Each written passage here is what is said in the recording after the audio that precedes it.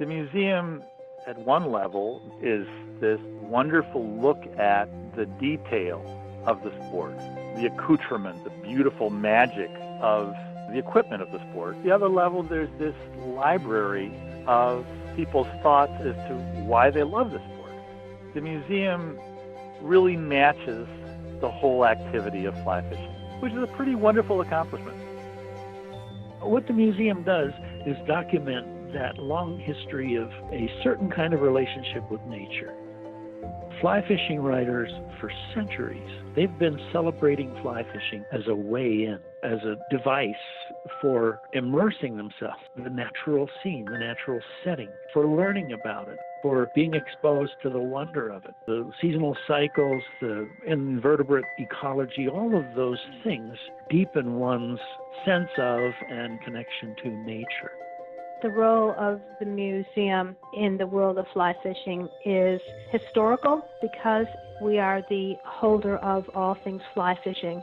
We hold the traditions, we hold the legacy, the largest collection of all things fly fishing, books, painting, rods, reels, fly fishing equipment, certainly flies. We have a leadership responsibility to those people who are very interested in the history, the traditions of fly fishing.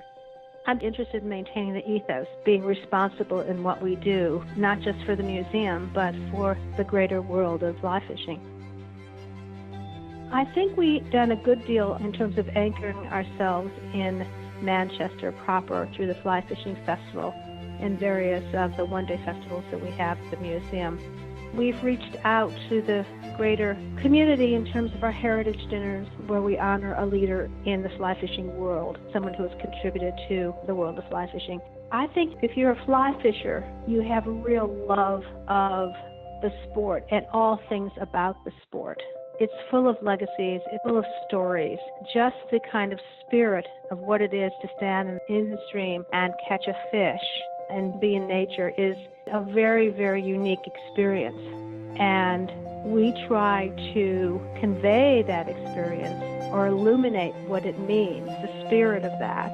And I think that's incredibly important to all people who are in this sport. You don't want to lose those wonderful stories of the sport. You don't want to lose the paintings that depict it. You don't want to lose the literature that's been written around it. You want to preserve it because for those who fly fish, it's an essential way of being. Knowing that you're standing in water that's surrounded by nature, whether you're in New Zealand or Wyoming or Vermont, there's something extraordinarily communal about it. It's something Zen-like, just a sense that you have, which every fly fisher who truly loves fly fishing has. What our museum does is try to capture that spirit in what we do.